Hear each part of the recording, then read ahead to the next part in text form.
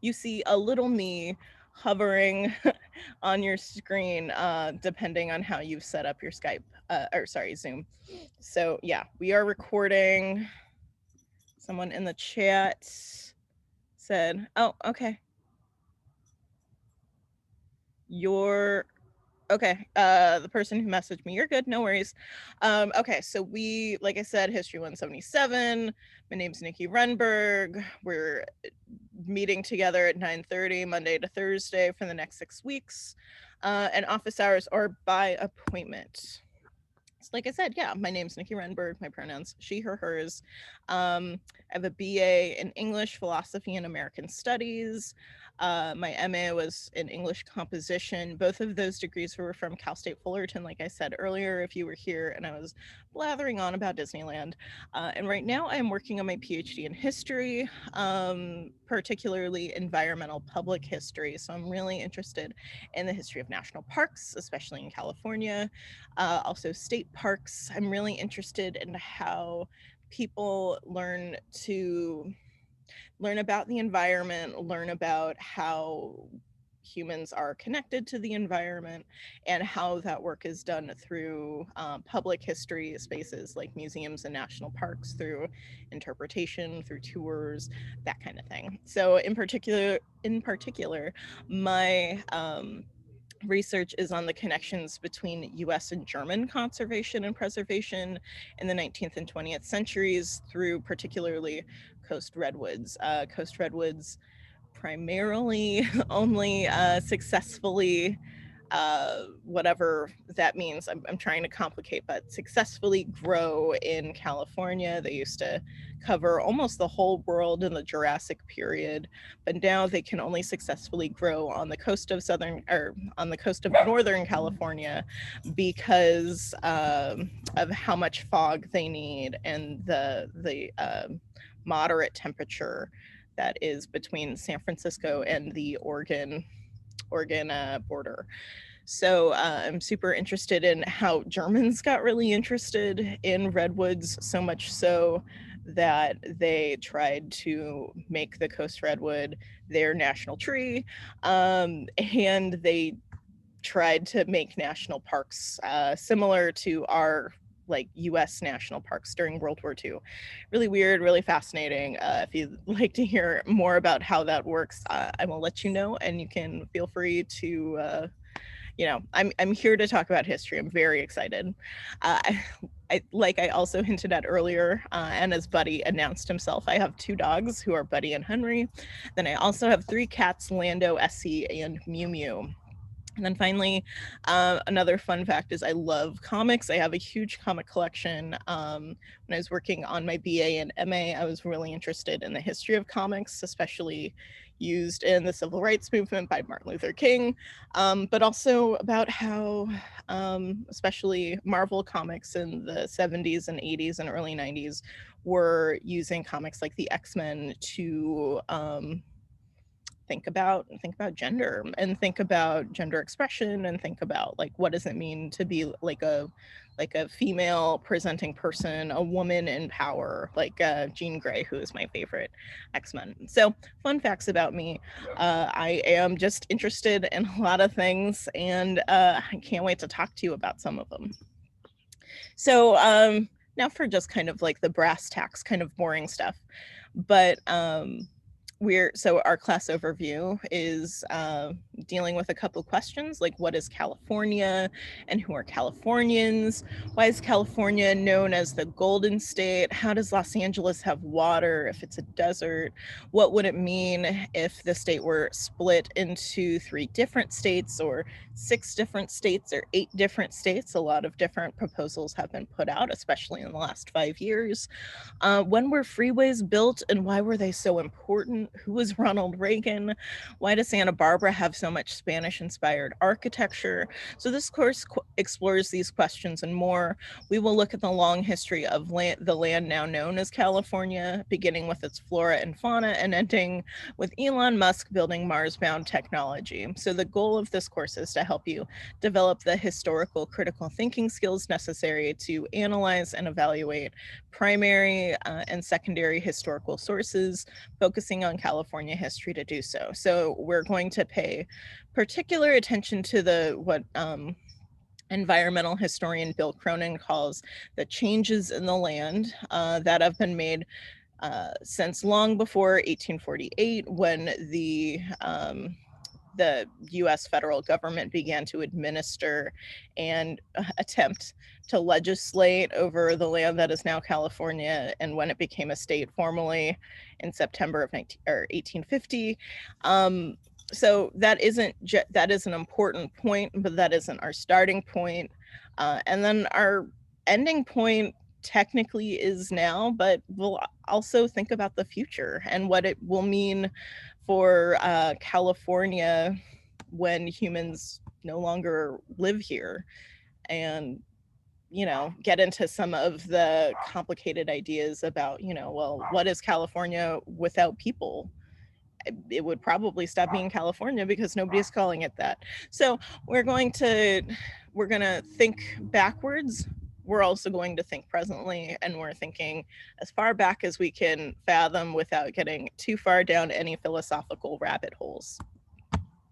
So required materials, most everything will be provided on Gaucho Space. There is one book that I think is very good at providing an overview of the narrative of the history that we're going through. So walking through California history, and it is Andrew Rolls and Andrew C. Verge's California History. I prefer the 8th edition.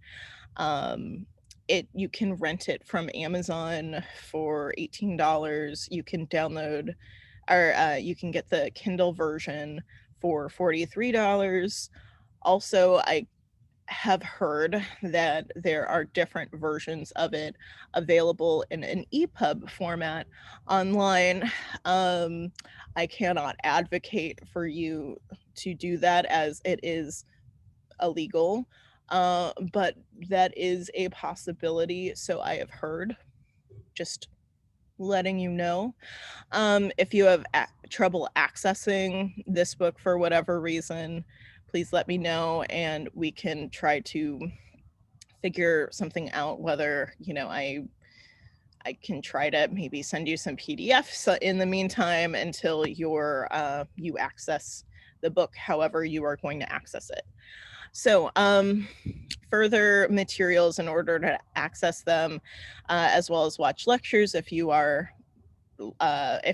there are times where you cannot come to lecture live for whatever reason, as well as submit all assignments. You'll need to have the internet and probably some sort of smart device in order to do all of that and to turn in your assignments on Gaucho Space. So if you do not have access to an internet connection or a smart device, especially, or if it's kind of shaky, please let me know as soon as possible, and we will find a way or brainstorm a way for you to get what you need in order to be successful in this class. One of the main components of this class is weekly responses. So each week you will reflect and respond to a set of questions regarding that week's readings. Your response should be about 1.5 to 2 pages, and it'll be submitted on Gaucho Space. It'll be mostly a reflective question. Of course, I want you to not just tell me how you feel about the history that you're reading, but, back it up with some of the primary and secondary sources that we're discussing. Primary sources are sources from the actual time period in which we're speaking, and secondary is historical work that has been done after the fact that is talking about a specific history. We'll talk a little bit more about that tomorrow, though. Midterm quizzes. So at the end of week 3, you'll complete a 15-question midterm that focuses on the content covered in the class thus far. The midterm quiz will be completed and submitted on Gaucho Space. So I'll tell you more about that probably later this week, give you a bit of a heads up. It will be, I can tell you right now, there'll be a couple, short answer questions, and a fair amount of them will just be, choose multiple choice, choose A, B, C, or D. it will be timed, but we'll talk about that more probably by the end of the week. And final essays. So due by the time of our assigned final, noted in the syllabus, so that's considered week 7, you will either write an essay and research the evidence using compelling arguments, competing claims, potential solutions to solve it. I'll give you more information about this also after the midterm quiz. It'll just be a research paper, though I'm very excited about one of the potential projects that you can do for the final essay, which is to write a multi-site tour of part of California. So it could be your hometown, it could be Santa Barbara, it could be San Francisco. The state is your oyster, and we'll talk more about that as we get closer to it. And finally, extra credit, which is 5%, which is 5% added to your overall grade. So if you attend 17 out of the 20 synchronous lectures, so I said in my initial email, and I'll say it again, that next week will be all asynchronous. I am doing a very fun internship I'm very excited about, but I will not have consistent Wi-Fi access. So all of the lectures next week will be asynchronous.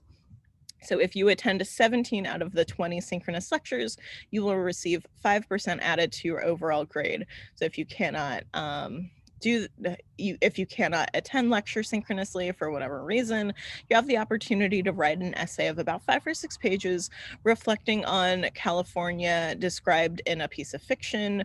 So fiction could be a movie, could be a book, could be a comic book. You just have to we can talk about it if you have more, if you have any concerns about what you could potentially be writing about. I'll give you more information also at the end of this week. But yeah, so if you either of these options, you can only do one of these options, but either of these options will give you up to 5% added to your overall grade. And I'll give you more information about this later. So in the syllabus, which you should be able to access in the announcements right now on our Gaucho Space, but I will also put a link up to it at the very top of our Gaucho Space is our syllabus. You can see our schedule is set up this way. I break it down every day. What to read and watch before class is right here. So today I asked you to watch just an 8-minute video called The Past We Can Never Return To. For tomorrow, if you can, please read Roll's California Distinctiveness if you have access to it. If you don't, it's okay. We won't be leaning too heavily on Roll until next week to allow you all to get the book how you will. But please watch the video Wild LA, which is a video of 24 minutes to get us ready to talk about California flora and fauna tomorrow.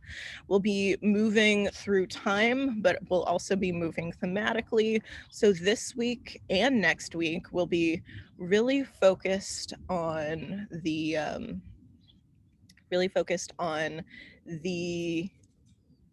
what all was happening before California became a state. Of course, that is not enough time. I would love to teach a class that was just on the flora and fauna of California. I think that it is quite a shame that no department at UCSB offers a class on or offers one regularly on the history of California indigenous groups. Because this class is so broad, I am trying to fit in as much as I can, but there just is so much to talk about, and even though we're only focusing on one state in the 50 states of the US, so just keep that in mind. I'm trying to, this class is really highlight a collection of highlights of different time periods that are kind of organized thematically between being really important for understanding the overall story of California so far, but also thinking critically about just how the land of California has been engaged and used by humans. And that, of course, is coming from um, my own just bias. I do, like I said, environmental public history. I also teach environmental studies classes. So yeah, I would also argue, however, that even my bias aside, that it is really difficult to understand California history without understanding the different ways the land on, in which the state has been used for thousands and thousands of years. Okay, now we're getting into some policies. So I have a respect policy. I'm sure most classes do, but basically be respectful to everyone inside and outside of the classroom. So I aim to create an inclusive space and a safe classroom, even though it's digital, for folks to learn and grow in community. So while doing this work, however, if you show disrespect with intentional harm and no remorse, you'll be asked to leave lecture or section. Section isn't applicable here. Further issues, if this becomes an issue, will be taken up with administration. I've never had this happen at UC Santa Barbara. I have had this happen at other institutions I've taught at. So before I came to UC Santa Barbara to pursue my PhD, I was teaching mostly writing, creative writing, and critical thinking at a couple different community colleges. It only happened maybe once in the 30 or so classes I've taught. I don't want it to happen a second time, so please just be nice. I also have a strange times policy. So we are living through some strange times, even though, things are looking up. They're still really strange. So many people's circumstances are different. Personal situations change, sometimes very quickly. So if something comes up that impacts your learning in any way, please do not hesitate to reach out to me. I will find a way to help you, or find a resource that can help you if I can't explicitly help you. So I have a picture of me and my mom here. This is a picture from me, with me and her maybe 12 years ago. And I'm including her here because she actually passed away last May. That definitely impacted my learning. I was taking classes. I was preparing to teach my summer class of environmental studies 1. My dogs are fighting right next to me, so I'm sure you're hearing that. And it was really difficult, and I had to drop out of classes. I had to take incompletes. It was very hard. I'm an only child. My mom was one of the absolute loves of my life. It's very difficult, and even though strange times are appearing to be, in the realm of more normal, we're still living through some really crazy, strange times. And I just want to acknowledge that if you have something that comes about that is making these strange times even more stranger for yourself, that are making it even more difficult, besides attending Zoom University, to get your education, I'm completely sympathetic, I'm empathetic, and I'm here to figure out ways to help you get the resources that you need for you to be successful, not just in this class, but in the long run. So yeah, that's my mama Renberg, and she passed last May, and I can speak for her that she, would really want make sure that you also got the resources you need. It isn't just me, it's also my mom who would agree.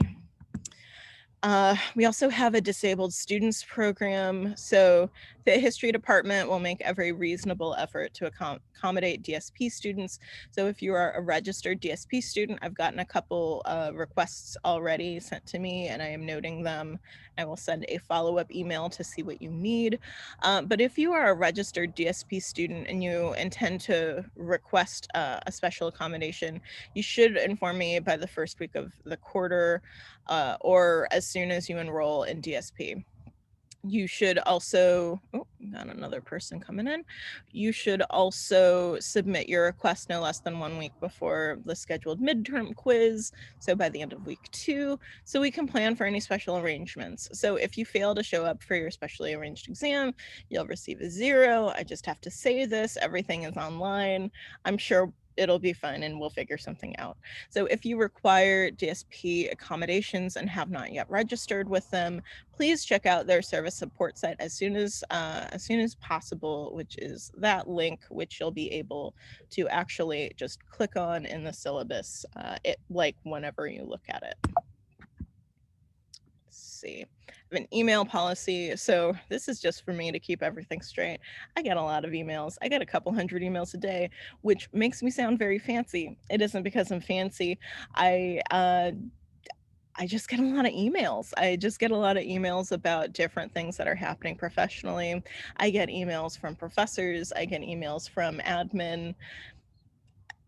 Just if you put in History 177 in the subject line of all of our emails, and you're using your university affiliated email, so that's at ucsb.edu for academic correspondence, I will be able to answer it as soon as possible. Some of you have already reached out to me during the weekend. Like I said, I was in Monterey, but when I had signal, boy, did I try to reply to them as quick as I can. That will be an issue next week because I will not be in Signal a lot. I will be in Humboldt County working on redwood architecture and learning how to properly cut wood and fix a 19th century ranch. I live an exciting life. So I will not be able to answer email as quickly as possible, but I will be able to answer within 24 hours. And that is a policy that I always have.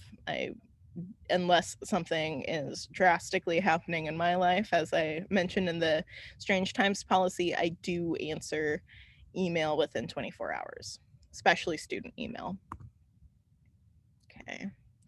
Also have a grade appeal policy. So if you have a dispute over a grade, you have the right to request a review by me, the instructor. I only ask that you wait 24 hours from seeing the grade before you email for clarification or an appeal. That's for a couple reasons, mostly benefiting you.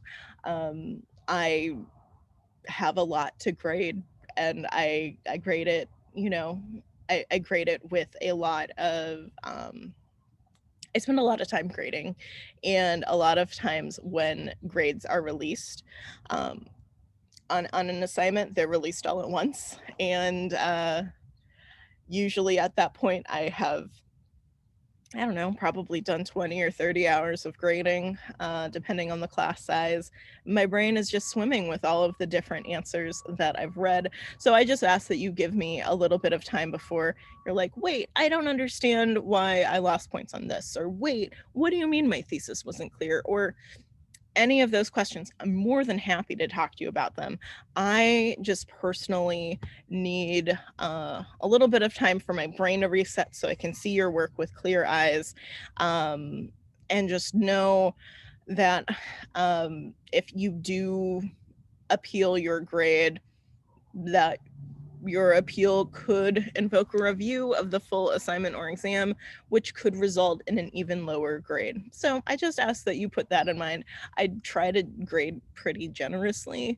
I'm not saying that everybody here will get an A or maybe even a B, but I do, like, having worked with other professors in our department, I do know that I tend to be a little bit more generous with my grades, especially when these are digital classes.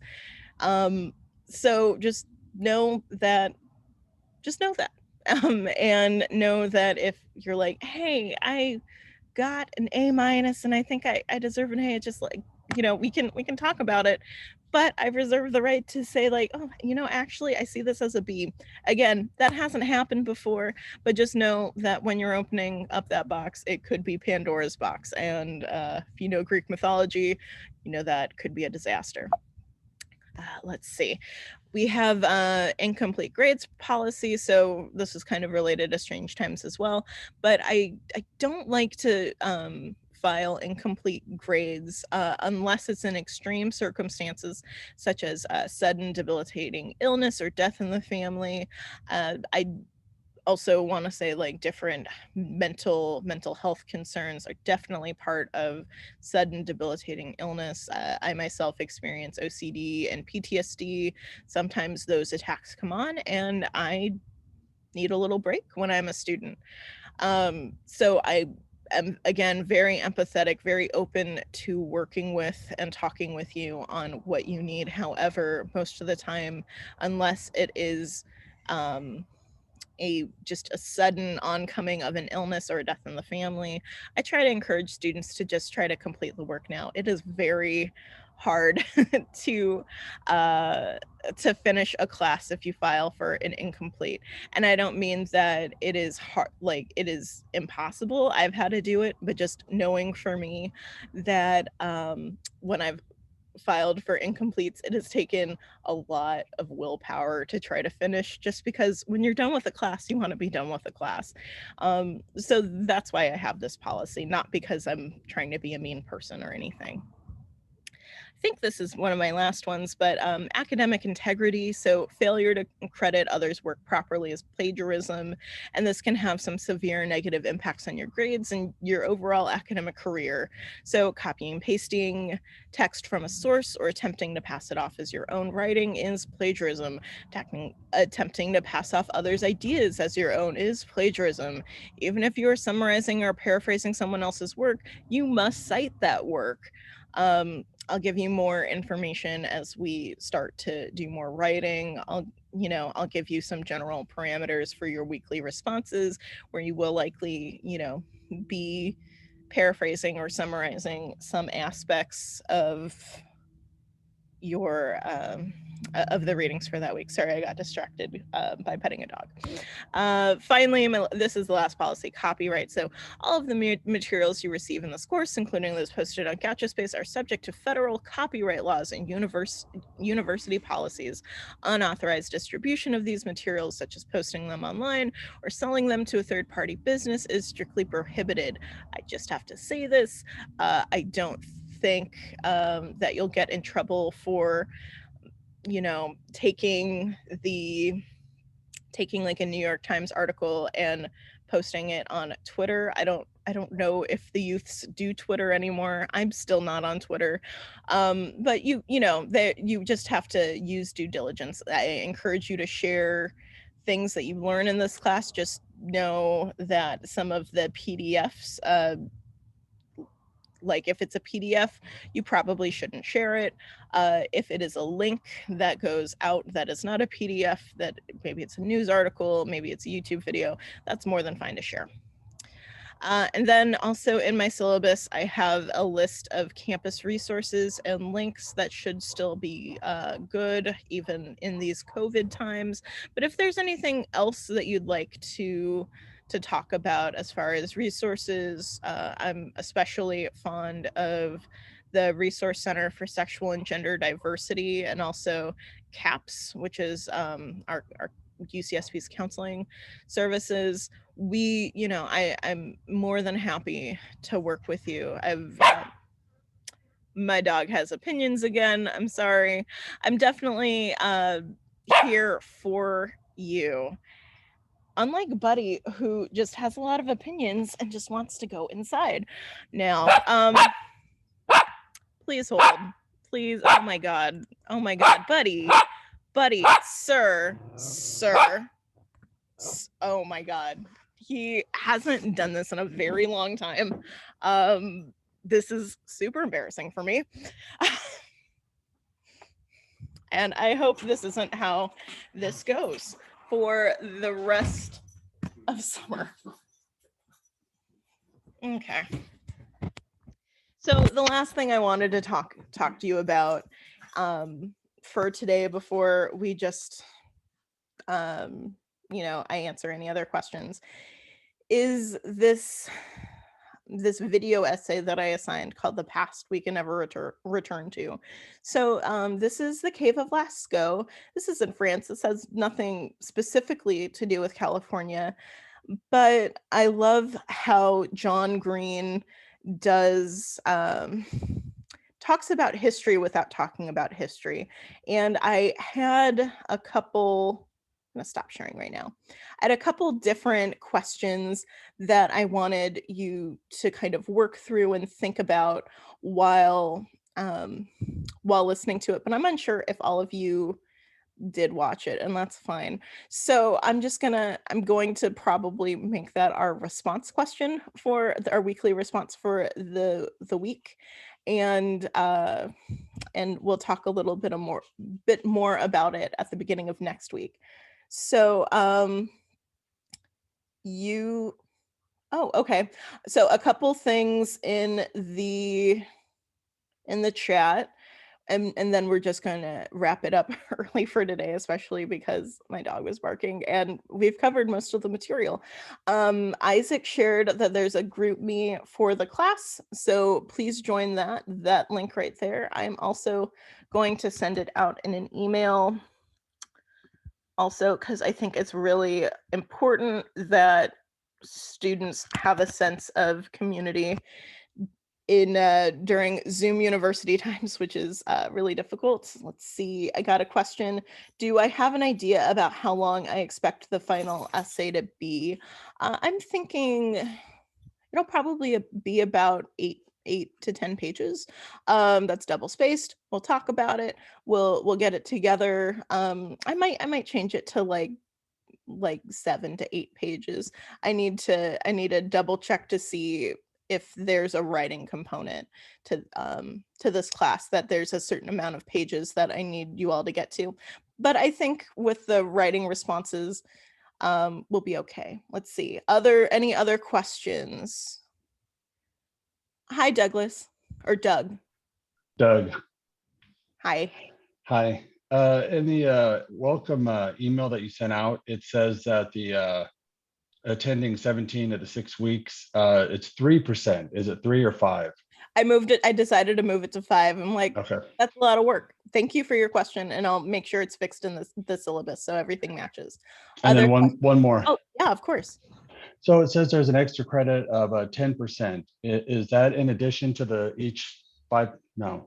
No. The movie, it says okay, depicted in a movie. That's yeah, different. I need to change that. I was going to say you could do one or the other, and they could both be they would both be 10% added to your final. This is because I changed this syllabus from another syllabus, so I need to fine tune that. I'm sorry. I'll do that.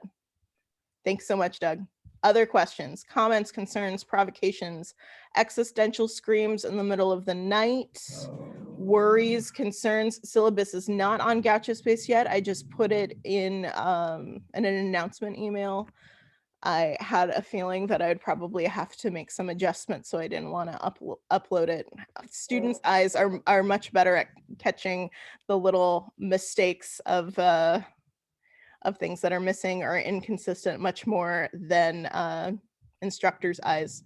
I actually passed my syllabus around to 3 other people who are either TAs or instructors, and you all are catching it. Then I think that's just because we are looking at syllabi all the time. Other questions, comments, concerns, provocations?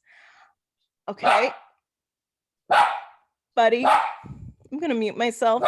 But what I want you to do with the last, okay, we got another question. So you can only do one of the extra credits for 5%, and that's going to be 5% of your overall to your overall grade, not added, not an added 10% to your final, not an added 5% to your midterm. This is an additional 5% to your overall grade. So with our last bit of time, my attendance question for today is, what are you most excited to learn about in this class? So I asked a couple of you before we got started, why are you taking this class? What excites you about this class? And I got a couple answers about you know, I need to take a college, I need a credit, I need to, this counts for a credit for a GE, like I, you know, there are administrative reasons why this class could work or it fits into your schedule.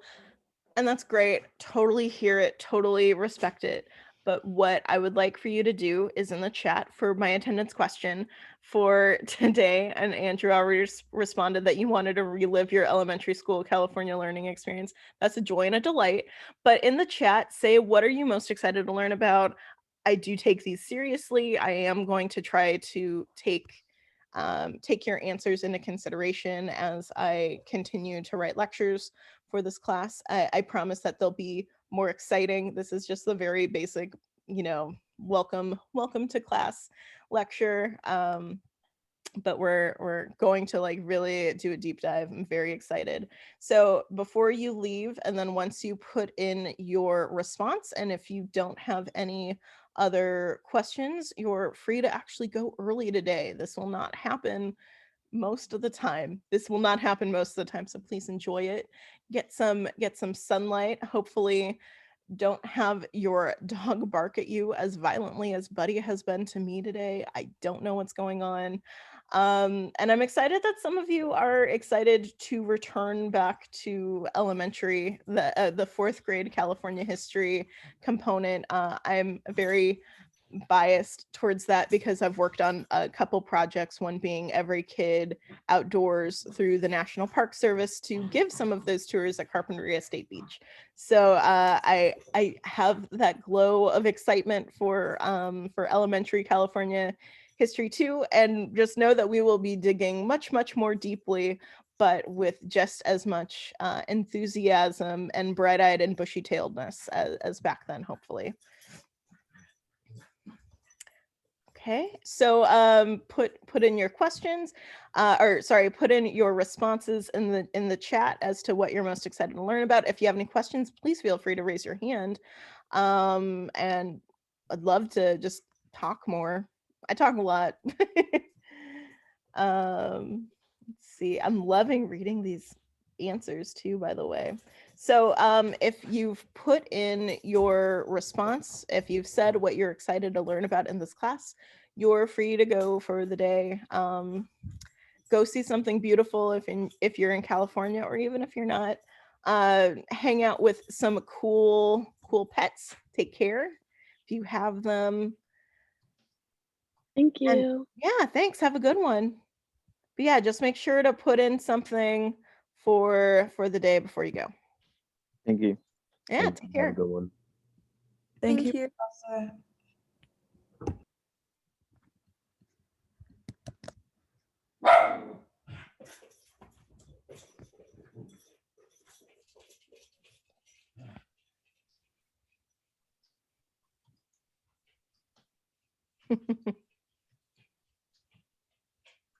Doug, do you have a question? No. Yeah. Okay. Let me stop